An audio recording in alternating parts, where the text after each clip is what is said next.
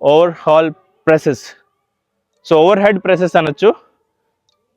1 2 1 2 1 2 1 2 1 2 1 2 1 2 1. Shoulder blades tight చేసి స్టిఫ్గా పైకెత్తాలి, స్టిఫ్గా దించాలి. నైస్. Next crunches. పడుకోండి తమ్ముడు, ఇలాగా పడుకుని చెస్ట్ దగ్గర చేతులు పెట్టి అంటే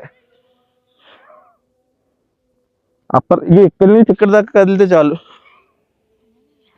ఓకే, లేకపోతే పర్లేదు తమ్ముడు, రెస్ట్ తీసుకో, ట్రై చేయంతే.